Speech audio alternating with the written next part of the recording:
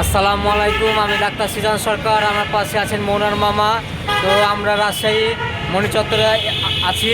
তো ফুটওভার ব্রিজে উঠবো। এটা হলো রাজশাহীর নতুন ফুটওভার ব্রিজ। মোট রাজশাহীতে টোটাল মোট 5টা ব্রিজ করেছে। তো মামা কিছু কথা বলতে চান, শোনা যাক মামার মুখে সে কথাগুলো। হ্যালো গাইস, আসসালামু আলাইকুম। আমরা গত ভিডিওতে ওই পুরাতন ফুটওভারটা দেখিয়েছি।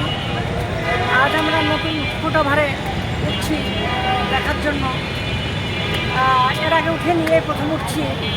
এটা কলেজিয়েট স্কুলের উত্তর পূর্ব সংলগ্ন। তো সিটি কর্পোরেশন এটা করেছে। সিটি কর্পোরেশন এখন 5টা ফুটওভার করেছে নতুন। তো এটা হচ্ছে মণিচত্বর, সাহেববাজার মণিচত্বর স্বপ্নগর এলাকা।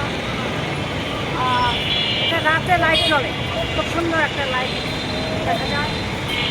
আর আরেকটা আছে কালাইমারি, আরেকটা আছে বিনোদপুর,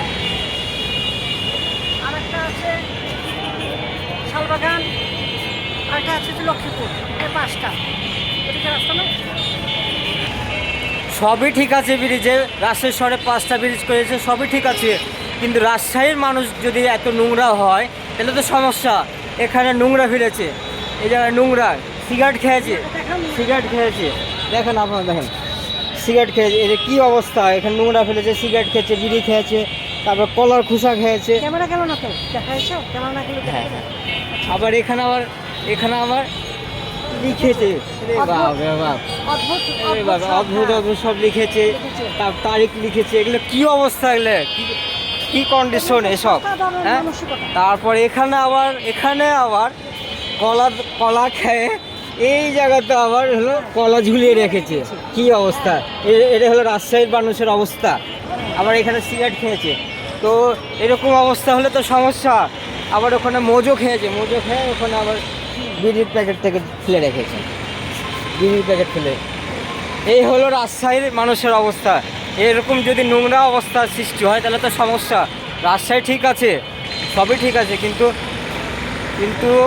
বুঝতে হবে জিনিসগুলো, যে পরিষ্কার পরিচ্ছন্ন একটা ইমানের অঙ্গ। আবার নিজেকেও পরিপাটি হয়ে থাকতে হবে। এরকম মনোভাব হলে তো সমস্যা। এগুলো তো আমার জনগণের জন্য করেছে, রাজশাহীর জনগণের সুবিধার জন্য। বাংলা আপনি কিছু কথা বলবেন নাকি? হ্যাঁ, পরিশেষে এটাই বলতে চাই যে আমাদের মানসিকতা থাকতে হবে হুজুর সাল্লাল্লাহু আলাইহি ওয়াসাল্লামের সুন্নতের মোতাবেক, যে পরিষ্কার পরিচ্ছন্নতা ইমানের অঙ্গ। এটা হাদিস আমরা জানি।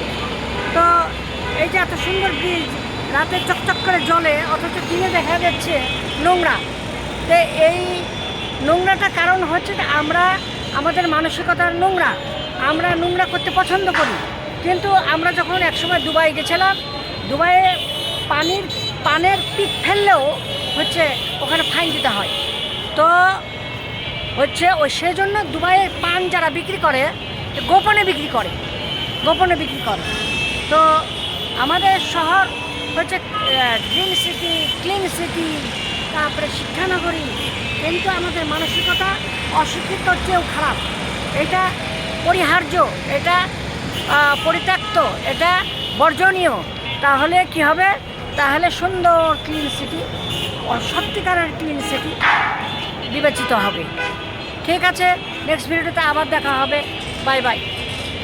তবে আরেকটা কথা বলতে চাই যে এই ফুটওভার ব্রিজটা হলো মণিচত্বরে যে ফুটওভার ব্রিজটা হয়েছে নতুন, সেটা হলো এই ফুটওভার ব্রিজে। আমি সত্যি বলছি না মিথ্যা বলছি, সেটা আপনারা নিজের চোখে দেখে যাবেন যে আমি সত্যি বললাম না মিথ্যা বললাম। তবে আমার এটা খারাপ লাগলো যে এখানে নতুন ব্রিজ হলো, ওটা পুরাতন ঠিক আছে, ওটা তো নোংরা করে রাখে মানুষ, ওখানে মানুষজন সয়। আবার এটা তো নতুন অবস্থা, কি অবস্থা হয়ে আছে, মনে হচ্ছে 10 বছরের পুরানো একটা ফুটওভার ব্রিজ। তো পরিশেষে একটা কথা বলতে চাই যে পরিষ্কার পরিচ্ছন্ন ইমানের অঙ্গ। এটা আমাদের পবিত্র কোরআন শরীফেও লেখাটা রয়েছে এবং হাদিসেও রয়েছে। এবং পরিষ্কার